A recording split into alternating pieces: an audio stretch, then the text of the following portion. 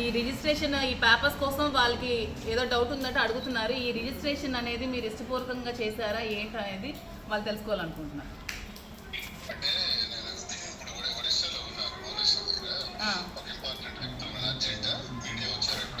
అవును అవును రాజా, మీడియా వచ్చారు. అర్జెంట్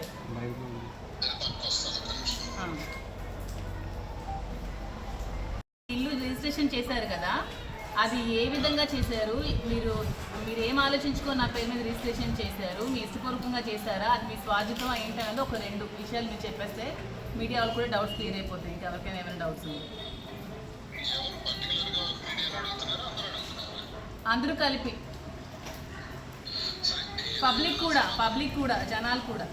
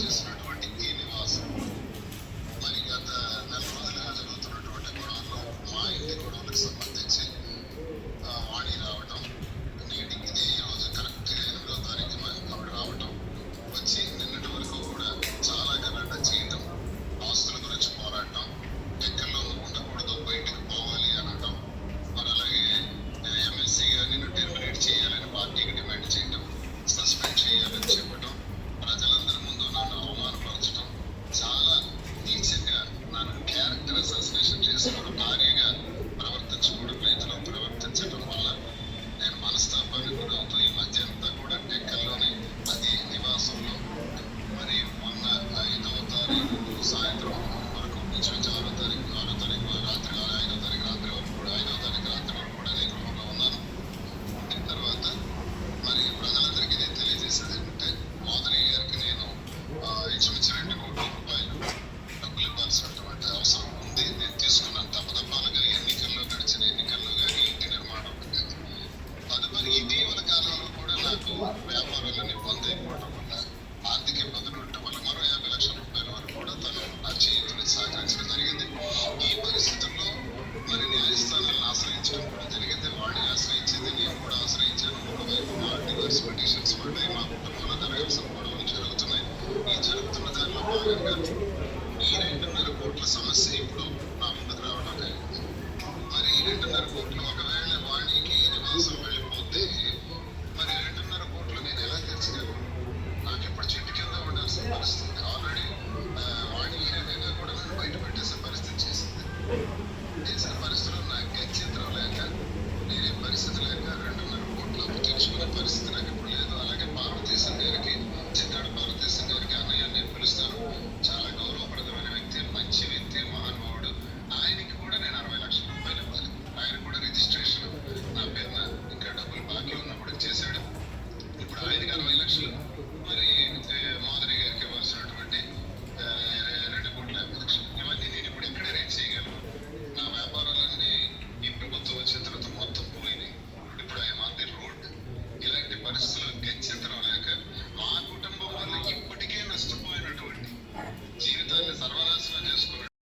ఈ రోజుకి కరెక్ట్గా 1 మంత్ నుంచి మీరు ఇవన్నీ ఏదో మీ మీడియాలో అన్నట్టు ఎపిసోడ్స్, దువాడ ఎపిసోడ్స్ చూస్తూనే వస్తున్నారు. ఈ రోజుకి కరెక్ట్గా 30 డేస్ అయింది. మీకు నేను ఇదివరకే ముందే చెప్పాను, 2 ఇయర్స్ నుంచి శ్రీని గారికి ఆమె ఇంటి నుంచి గెంటేసినప్పటి నుంచి శ్రీనివాస్ గారు బయట ఉన్నప్పుడు శ్రీనివాస్ గారికి నేను దప్పదప్పాలుగా ఈ ఈ హౌస్ ఇప్పుడు ఇక్కడ ఏదైతే ఉన్నానో ఈ ఇల్లు కట్టుకోవడానికి నేను ఒక 2 crores వరకు అమౌంట్ అతనికి అప్పుగా ఇవ్వడం జరిగింది. అప్పు అంటే నేను తిరిగి రిటర్న్ ఎక్స్పెక్ట్ చేసి అతనికి నేనేమీ డబ్బులు ఇవ్వలేదు. ఈ ఎలాగైనా కార్యాలయం నిలబెట్టుకోవాలి, మళ్ళీ శ్రీను గారు ఇక్కడే టెక్కల్లోనే ఉండాలి, మళ్ళీ వైసీపీ కార్యాలయం కూడా ఇక్కడ టెక్కల్లోనే ఉండాలనే ఉద్దేశంతో ఈ అమౌంట్ అతనికి ఇవ్వడం జరిగి ఈ ఇల్లు మళ్ళీ కన్స్ట్రక్షన్ చేసుకోవడం జరిగింది. ఇక్కడే కార్యక్రమాలను చేయడం కూడా జరిగింది. కానీ ఒక 1 month బ్యాక్, ఈ 2 yearsలో ఎప్పుడూ లేనిది 1 month బ్యాక్ వాణి వచ్చి తన ఒక 100 మంది మనుషులతో వచ్చి ట్రెస్ పాస్ చేసి ఇళ్ళవి వెరగొట్టి, డోర్స్ వెరగొట్టి, గోడలు పగలగొట్టి ట్రెస్ పాస్ చేసి లోపలికి వచ్చింది. లోపలికి వచ్చి ఈ హౌస్ కూడా ఆక్యుపై చేసుకోవడానికి ట్రై చేసి కోర్టు కూడా ఆశ్రయించింది. నేను కోర్టు వారి నిర్ణయానికి ఎప్పుడు కూడా గౌరవిస్తాను, నేను కోర్టుకి నేను ఎప్పుడు ఎగ్నెస్ట్ కాదు. ఇది కూడా ఆక్యుపై చేసుకోవాలని చూసినప్పుడు శ్రీను గారిని నేను కలిసి, శ్రీను గారు ఇంకేం పరిస్థితి, ఇది కూడా ఆక్యుపై చేసుకుంటే ఎలాగా, మీకోసం కదా, మీ మీద అభిమానంతో ఈ పార్టీ కార్యాలయం మళ్ళీ నిలబెట్టాలని కదా మీకు డబ్బులు ఇచ్చాను, ఏంటి పరిస్థితి అంటే, నువ్వు దానికోసం ఎక్కువ ఆలోచించాల్సిన అవసరం లేదు, నాకు ఎప్పుడు ఒకలా డబ్బులు ఉంచుకునే ఆలోచన మనిషిని నేను కాదు, ఈ హౌస్ని నీ పేరు మీద రిజిస్ట్రేషన్ చేస్తానని చెప్పి 6వ తారీఖు మార్నింగ్ పలాస రిజిస్టర్ ఆఫీస్లో నా పేరు మీద ఈ ప్రాపర్టీ రిజిస్ట్రేషన్ చేయడం జరిగింది. సో మీ పత్రికా ముఖంగా నేనేం చెప్తున్నానంటే ఈ ప్రాపర్టీ కంప్లీట్గా నాది, లీగల్గా ఈ ప్రాపర్టీ కంప్లీట్గా నాది.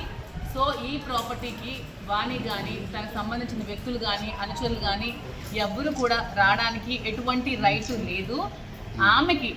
ఆమె భర్తతో ఏవైనా విభేదాలు ఉన్నా, ఏవైనా లీగల్ ప్రాబ్లమ్స్ ఉన్నా ఆమె లీగల్గా తెచ్చుకోవాలి తప్పితే ఇలా ట్రెస్ పాస్ చేసి 100 మంది తీసుకొచ్చి, నిన్ను కూడా మీరు అందరూ చూశారు, నేను ఒక్కదాన్నే ఉన్నాను ఇంట్లో, నిచ్చెన పెట్టి పైకెక్కి నన్ను చంపడానికి ప్రయత్నించారు, పవర్ కట్ చేశారు, వాటర్ లేదు, నిన్నంతా పవర్ లేక వాటర్ లేక చాలా సఫర్ అయ్యాను. పోలీస్ వాళ్ళు చాలా సపోర్ట్ చేశారు, నేను కాదనట్లేదు. ప్రభుత్వం కూడా నాకు అండగా నిల్చోవాలి ఈ విషయంలో, ఎందుకంటే ఇది నేను డబ్బులు ఇచ్చి కొనుక్కునే ప్రాపర్టీ కాబట్టి. ఇక్కడికి అలాంటి ఇంకా డ్రెస్ పాస్ ఇంకొకటి జరగకున్నా, ఆవిడ మళ్ళీ ఇక్కడికి రాకున్నా, నన్ను ఇబ్బంది పట్టకున్నా మీరు మీ మీడియా వాళ్ళు, పోలీస్ వారు, ప్రభుత్వం అందరూ నన్ను ఆదుకోవాలని, నాకు అండగా నిలబడాలని కోరుకుంటున్నాను. మా ఇద్దరి మధ్యలో కొన్ని రీజన్స్, కొన్ని ప్రాబ్లమ్స్ ఉండడం వల్లే మేము కొద్ది రోజులుగా దూరంగా ఉండడం జరిగింది. ఆ ప్రాబ్లమ్స్ ఏవనేవి మా వైఫ్ అండ్ హస్బెండ్ అండర్స్టాండింగ్ మధ్యలో ఉంటుంది. మేము మ్యూచువల్ కన్సర్న్స్గా విడిపోతాము. విడిపోయి నేను శ్రీను గారు ప్రెజెంట్ లివింగ్ టుగెదర్లోనే ఉన్నాము, కలిసే ఉంటాము. ఇంకా ఇంకో క్వశ్చన్ ఏంటంటే, శ్రీను గారు ఎమ్మెల్సీ కార్యాలయం ఇదే కంటిన్యూ చేస్తాం. నేను అతనికి ఇది రెంట్కి ఇవ్వడం జరుగుతుంది వైసీపీ కార్యాలయానికి. అతని కార్యక్రమాలన్నీ యథావిధిగా ఇక్కడే కంటిన్యూ చేస్తారు. ఇక్కడే కార్యక్రమాలన్నీ, పార్టీ కార్యక్రమాలన్నీ ఇక్కడే జరుగుతాయి. అతనికి నేను ఈ బిల్డింగ్ లీజ్కి ఇవ్వడం జరుగుతుంది, గ్రౌండ్ ఫ్లోర్ లీజ్కి ఇస్తాను. సో అతని కార్యక్రమాలన్నీ కింద యథావిధంగా ఇక్కడే జరుగుతాయి. కార్యకర్తలు అందరూ ఇక్కడికే వస్తారు. యాజ్ యూజువల్గా ప్రోగ్రామ్స్ అన్నీ ఇక్కడే జరుగుతాయి. సో ఇంతే, ఇంకా నేను చెప్పదలుచుకుంది ఏమంటే, ప్రాపర్టీ నాది కాబట్టి నా ప్రాపర్టీలోకి ఎవరు రావడానికి వీల్లేదు. వితౌట్ మై పర్మిషన్ ట్రెస్ పాసెస్ ఎవరు కూడా నా ఇంటి లోపలికి రావడానికి వీల్లేదని కోరుకుంటున్నాను. అంటే ఏం ప్లాన్, మీకు ఏం అదే ఇప్పటికీ చెప్తున్నాను కదా, కోర్టుకి వెళ్ళడం వల్లే రిజిస్ట్రేషన్ చేశారు. అంటే కోర్టుకి కూడా వెళ్ళి ఇంకా నా డబ్బులు కోల్పోయి, నా ఇల్లు కోల్పోయి, ఇంకా నడి రోడ్డు మీద ఉండాలా అని ఆలోచనతోనే రిజిస్ట్రేషన్ చేస్తారని మీరు క్లియర్గా మీకు క్లీన్గా చెప్తున్నారు కదా. ఇప్పుడు కోర్టుకి వెళ్ళకుండా ఏమి చేయకుండా అంటే నేను మీకు ముందు నుంచి అదే చెప్తున్నాను. నేను ఎక్స్పెక్ట్ చేసి డబ్బులు ఇవ్వలేదు, చేసిన దాన్ని అయితే ఆ రోజే రిజిస్ట్రేషన్ చేసుకొని ఉండేదాన్ని. ఇంక ఇది కూడా కోల్పోయి రోడ్డు మీదకి వచ్చే స్థితి ఉంది కాబట్టే నేను అడగడం జరిగింది, అతను రిజిస్ట్రేషన్ చేయడం జరిగింది. దీంట్లో ఏంటి, ఎవరు ఫ్యాబ్రికేట్ చేసింది, ఎవరు ప్లాన్ చేసింది ఏమీ లేదు. ప్లాన్ చేయాలంటే ఎప్పుడో ప్లాన్ చేయొచ్చు, 2 years బిఫోరే ప్లాన్ చేయొచ్చు. ఇప్పుడు ప్లాన్ చేయడానికి లేదు. ప్లాన్ చేసింది ఎవరు? ఆమె. వచ్చింది ఎవరు? ఆమె. 2 years ముందు రాని వ్యక్తి ఇప్పుడు ఎందుకు వచ్చింది అంటే, 2 years తర్వాత ఇల్లు కనిపిస్తుంది, ఇల్లు కావాలి, ఇల్లు కబ్జా చేయాలనే ఆలోచనతో వచ్చింది. క్లియర్గా చిన్న పిల్లకి అడిగినా అర్థం అవుతుందండి ప్రతి ఒక్కరికి కూడా. 2 సంవత్సరాల ముందు లేనిది, 2 సంవత్సరాల ముందు భర్త మీద ప్రేమ లేనిది ఇప్పుడు ఎందుకు వస్తుంది అంటే, ఇల్లు చూసి ఇల్లు కావాలి కాబట్టి ఇల్లు కూడా ఆక్యుపై చేయడానికి, ఇంకా రాజకీయంగా అతను పతనం చేసి అతను ఊరి నుంచి వెలేయాల ఆలోచనతో వచ్చిన ఒక కుతంత్రం. అది ఒక ప్లాన్, తాంది ప్లాన్, మాది ప్లాన్ కాదు. అంటే అది కొంచెం వాళ్ళకి నాకు తెలిసి రాఘవరావు 300 రూపాయలు ఎక్కువ అంటారు. అంటే మరి అందుకనే 300 రూపాయలు ఇచ్చాను అల్లుడు చెప్పుకున్నాడు. అంటే వాళ్ళు బతుకు 300 రూపీస్ దగ్గర ఆగిపోయింది కాబట్టి, అలాంటి ముష్టి బ్రతుకులు కాబట్టి 2 crores అనేవి ఆమెకి ఎక్కువ అవ్వచ్చు, మాకైతే ఎక్కువ కాదు. 2 crores అనేది నాకు చాలా లిటిల్ అమౌంట్. ఇప్పుడు దానికి సంబంధించి ఏదంటే లేదంటే దఫాలుగా ఇవ్వడం జరిగిందండి, ఒకేసారి కాదు. గత 2 years నుంచి ఆమె ఉన్నప్పుడు అడిగినప్పుడు ఇచ్చుకుంటూ రావడం జరిగింది. దానికి సంబంధించి ఆయన కూడా అదే సేమ్ కూడా ఆయన నిజాయితీగా ప్రాన్స్ నోట్స్ అదని కూడా రాయడం జరిగింది. మేము అఫీషియల్గా రిటర్న్స్ కూడా ఇన్కమ్ ట్యాక్స్ రిటర్న్స్ అన్ని ఫైల్ చేసుకొని యాజ్ పర్ గవర్నమెంట్ ట్యాక్స్ కట్టుకొని నేను అఫీషియల్గా రిటర్న్స్ ఫైల్ చేసుకుని ఉన్నానండి. I'm tax payer, official tax payer. మా హస్బెండ్ బోస్ అన్నారే తనకి ట్యాక్స్ లేదేమో కానీ ఆయన అఫీషియల్ ట్యాక్స్ పేయర్. నా పేరు సాయి కృష్ణ ఆజాద్, ప్రాక్టీసింగ్ ఇన్స్టిట్యూట్. మీరు మీకు సంబంధించి ఆల్రెడీ ఇప్పుడు దగ్గర చెప్పారు. భారతదేశం గారు కూడా నేను ఇవ్వాల్సిన బాధ్యత ఉంది, 60 lakhs భారతదేశం గారు కూడా నేను క్లియర్ చేస్తానని చెప్పారు కదా. శ్రీని గారు ఎప్పుడు కూడా ఒక డబ్బు తినేసే మనిషి కాదండి. తినేసే మనిషి అయితే ఈ 30 సంవత్సరాల్లో ఎన్నో వేల కోట్లు సంపాదించాల్సిన మనిషి. సో అతను ఎవరి డబ్బులు తినాల్సిన అవసరం లేదు. ఆ ఆలోచనతోనే నాకు నా డబ్బులు ఉంచుకోడే ఉద్దేశం లేకనే నాకు రిజిస్ట్రేషన్ చేశారు. అలాగే భారతదేశం గారు కూడా 60 లక్షలు క్లియర్ చేసేస్తారు అంతే. అతను కూడా క్లియర్ చేసేస్తారు. ఎవరి డబ్బులు ఉంచుకోవాల్సిన అవసరం ఎవరికి లేదు. ఇప్పుడు నెల రోజుల నుంచి మీ మీద ఒక క్యారెక్టర్ అసోసియేషన్ జరుగుతుంది, దాని మీద ఏమన్నా కోర్టుకి వెళ్ళేది ఇట్లాంటివి ఏమన్నా? డిఫమేషన్ ఆల్రెడీ చేసి ఆమెకు ఆల్రెడీ పంపించారండి, నోటీస్ పంపించారు. ఆమె నోటీస్ రిసీవ్ చేసుకున్నారు కూడా. రిప్లై కోసం వెయిట్ చేస్తాం, సమయం ఉంటుంది కదా సార్, నోటీస్ రిప్లై ఉంటుంది కదా, దాన్ని బట్టి చూసి అది వేస్తాం. కొన్ని వేరే ఛానల్ కూడా 2 కోట్లు ఎలాగొచ్చాయండి మీకు తెలియదండి. మా మామ ఏంటో మా ఆయన ఏంటో మాకేం ఆస్తులు ఉన్నాయో మీకు తెలియదు. ఆమెకు బుర్రలేదు, మీ అందరికీ ఉంటుంది. కాదు మహిళలకు సంబంధించి ఇన్కమ్ ట్యాక్స్ మీకు వెళ్ళిందే కదా. ఇన్కమ్ ట్యాక్స్ రిటర్న్స్ కూడా ఫైల్ చేశాను, ఇన్కమ్ ట్యాక్స్ రిటర్న్స్ ఫైల్ చేశాను. నా రిటర్న్స్ కూడా చూసుకోవచ్చు. నేను శ్రీ వెంకటేశ్వర ట్రాన్స్పోర్ట్ అని ఇన్ఫ్రా కూడా నడిపాను, కాంట్రాక్ట్ వర్క్స్ చేశాను, రియల్ ఎస్టేట్ చేశాను, మెరైన్ ఇంజనీర్ తాను. నాకు నెలలు డబ్బులు పంపిస్తారు. మాకు డబ్బులు కొదవలేదు, బంగారానికి కొదవలేదు, ఆస్తులకు కొదవలేదు. అది అందరికీ టెక్కల ప్రజలు కూడా అందరికీ తెలుసు. ఆమెకు బుర్ర తక్కువ అయితే అది మరి నేను చెప్పలేదు. డబ్బులు ఎలాగొచ్చాయి ఏం చేసాయి అంటే నేను డబ్బులు ఎలాగొచ్చాయి ఆమెకు అన్ని నా అకౌంట్ డీటెయిల్స్ అవన్నీ చూపించాలా ఏంటో మరి. ఒకటే మీరు అన్నట్టుగానమ్మా, వాళ్ళు ఎవరో మీరు మిమిక్రీ చేస్తారో ఫ్యాబ్రికేట్ చేస్తారో నాకు తెలియదు. అమ్మ అని పిలవాల్సిన అవసరం, నాకు రాజు అని పిలుస్తారు, నేను రాజా అని పిలుస్తాను. అది నేను మీడియా ముందు కూడా ఇంతకుముందు చెప్పాను, ఆ టీవీలోనే ఎక్కడో నాకు ఏమని పిలుస్తారు అంటే చెప్పాను. సో అమ్మ అని నాకు పిలవాల్సిన అవసరం లేదు, అక్కడే తెలిసిపోతుంది. తర్వాత ఎవరి ఫోన్ కాల్ నుంచి నేను ఎందుకు మాట్లాడితే నా ఫోన్ నుంచి నేనే మాట్లాడతాను శ్రీని గారితో. ఎవరు ఫోన్ చేసి నేను ఎందుకు మాట్లాడతాను? నా ఫోన్ నుంచి ఏమైనా ఫోన్ కాల్ ఉందా శ్రీని గారి నెంబర్కి? అది ఎవరి కాల్ నుంచి వెళ్ళిందో ఎవరు వెళ్ళిందో నాకైతే తెలియదు. ఆ తర్వాత యాక్సిడెంట్ టైంలో బంగారం ఉంది అది ఉందని నేను ఎందుకు మాట్లాడతాను? అదంతా ఒక ప్లాన్ చేశారు కాబట్టి ఇట్ టేక్స్ 25 days టైం. ఆ యాక్సిడెంట్ నుంచి 25 రోజుల టైం ఎందుకు తీసుకుంది? వాయిస్ రిలీజ్ చేయాలంటే యాక్సిడెంట్ రోజే కదా రిలీజ్ చేయాలి. నిజంగా ఆ వాయిస్ నిజమే ఉంటే మరి నేను ఆత్మహత్య చేసుకున్నానని చెప్పి ఆ కేసు ఎందుకు ఫైల్ అవ్వలేదు? నా సూసైడ్ చేసుకోవడానికి ఆమె కారణమని మేము ప్లాన్ చేసుకుంటే మరి నా సూసైడ్ చేసుకోవడానికి రీజన్ అయిన వాని మీద ఎందుకు ఇంతవరకు కేసు మేము ఎందుకు ఫైల్ చేయలేదు, పోలీసులు ఎందుకు ఫైల్ చేయలేదు? ఇప్పుడు ఈస్ ట్రూ, కేసు ఫైల్ అవ్వాలి కదా ఆమె మీద. నా ఆత్మహత్య ప్రేరేపించింది ఆమె కాబట్టి, నా ఆత్మహత్య కారణం ఆమె కాబట్టి చేయాలి. ఆమె అది ప్లాన్ చేసి ఆ ఆడియో రెడీ చేసుకుంది అంటే అది కూడా ఒక బాగుంటుంది కదా, ఈ టైంలో రిలీజ్ చేస్తే ఆవిడకి సింపతి మాకు ఎగ్నెస్ట్గా ఉంటుందని ప్లాన్ చేసిన అది ఒక ఫ్యాబ్రికేటెడ్ వాయిస్ అండి. క్లియర్గా ఉంది, ఎవరైనా అర్థం అవుతుంది. అసలు నా వాయిస్లో పెప్పు ఉంటుంది, ఎనర్జీ ఉంటుంది, జోష్ ఉంటుంది. ఆ వాయిస్లో శ్రీని గారు ఎప్పుడైనా అలా మాట్లాడడం మీరు ఎక్కడైనా చూసారా? చేసిన వాళ్ళు కూడా సరిగ్గా చేయలేకపోయారు. బట్ అట్లా నెక్స్ట్ టైం ఎవరు చేస్తారో అది కొంచెం బాగా చేసి ట్రై చేయమని చెప్పారు. ఎలా చేయించాలని చాలామంది అడుగుతారు. సో కోర్టు ఆర్డర్ విషయంలో మేము చూసాం, మీకు డీబీసీ సంబంధించి వాళ్ళు వేసిన పిటిషన్ గారికి మేము పంపిస్తాం. సో డీబీసీలో ఎక్కడ కానీ అలాగే ఆనరబుల్ కోర్టు వారు ఇచ్చిన ఆర్డర్లో కానీ ఇల్లు కూడా అమ్మకూడదు, అలాగే ఇంటిపైన ఎలాంటి అటాచ్మెంట్ కానీ సో అలాంటి అయితే ఏం లేవండి. సో జనరల్గా డీబీసీ ఏం చెప్తుంది, ఒక భార్యకి ఆ భర్త అనే వ్యక్తి నివాసం కల్పించాలి అనేది మాత్రమే చెప్తుంది. అంతేగాని ఆయన యొక్క ప్రాపర్టీ అమ్మకూడదు అనేది దీని మీద అయితే లేదు, వాళ్ళ పిటిషన్లో కూడా రాయలేదు, ఆర్డర్లో కూడా అలాంటిది కూడా లేదు. నెక్స్ట్ ఎవరైనా సరే ఈ ప్రాపర్టీకి ఉంటే మేము రేపు ఇంజక్షన్ చూస్తూ దానికి ఫర్దర్గా కూడా మేము వెళ్తా ఉన్నాం. ప్లస్ ఇందులో కూడా క్లియర్గా మీ దగ్గర ఉంటుంది స్వార్జితపు ఆస్తి అంటే మీకు ఒక లీగల్ జనరల్గా ఏంటంటే ఒక హిందూ పురుషుడు సంపాదించిన ఆస్తి అంటే భర్త సంపాదించిన ఆస్తి ఏదైతే ఉందో దానికి ఎవరికీ అధికారం ఉండదు. ఈవెన్ భార్య బిడ్డలు కూడా రైట్ ఉండదు. అంటే నా సెల్ఫ్ ప్రాపర్టీ ఏదైతే ఉందో అది నా ఇష్టం, నేను ఎవరికైనా ఇచ్చుకోవచ్చు, ఏదైనా చేసుకోవచ్చు. సో ఎవరైనా సరే ఇక్కడ భారతదేశంలో పుట్టిన హిందూ పురుషులు ఎవరైనా సరే తన యొక్క సెల్ఫ్ ఎఫేర్ ప్రాపర్టీ కష్టపడి సంపాదించిన ఆస్తి స్వార్జితపు ఆస్తి అంటాము. సో దాన్ని ఏదైతే ఉందో ఎవరికైనా ఇచ్చుకోవచ్చు. కేవలం భార్య బిడ్డలు అనేవాళ్ళు ఎవరైతే ఉన్నారో వారేంటంటే మెయింటెనెన్స్ మాత్రమే అడిగే రైట్ మాత్రమే ఉంటుంది. సో ఇది కూడా ఏంటంటే ఇప్పుడు ఏదైతే ఆర్డర్ ఏదైతే ఉందో అది 12వ తారీఖు వాయిదా ఉన్నట్టుంది. దాని అవసరమైతే మెయింటెనెన్స్ కింద, అంటే ఇప్పుడు నివాసం లేదు కాబట్టి దాని అవసరమైతే ఆయన కోర్టు వారి దృష్టికి ఏంటంటే నాకు మెయింటెనెన్స్ లేదు కాబట్టి నేను దాని మెయింటెనెన్స్ పరంగా ఎంతో కొంత మెయింటెనెన్స్ ఇవ్వగలుగుతానని చెప్పడం జరుగుతుంది. అయితే నివాసము లేకుండా తల్లిగారింటి దగ్గర ఉన్న ఎవరైతే స్త్రీ ఎవరైతే ఉన్నారో ఆమె మాత్రమే భర్తకు సంబంధించిన ప్రాపర్టీ ఏదైతుందో మేము ఉండాలి అనేది ఆమె రెస్ట్రైనింగ్ ఆర్డర్ అనేది వస్తుంది.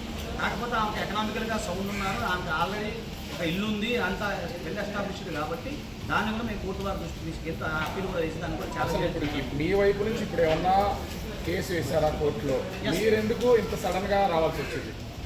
లేదు రాజు గారు, ఇప్పుడు విషయం ఏంటంటే నేనేమంటున్నానంటే ఈ కేసు ఎప్పటి నుంచో నేను ఫాలోఅప్ చేస్తూ ఉన్నాను. హైదరాబాద్ నుండి నోటీసులు కూడా పంపించాము, డెఫమేషన్ సూట్ ఒకటి పంపించాము, తర్వాత వేరే అది కూడా చేస్తూ ఉన్నాం. ఇప్పుడు ఏంటంటే ఈమెకి సంబంధించిన రక్షణ ఏదైతే ఉందో ఆ విషయం కూడా మీకు చెప్తున్నాను. ఈమెకి ప్రొటెక్షన్ అయితే కావాలి. ఒక హ్యూమన్ సిటిజన్గా ఆర్టికల్ 21 ప్రకారం మనకు జీవించే హక్కు అనేది మనకు ఉంది.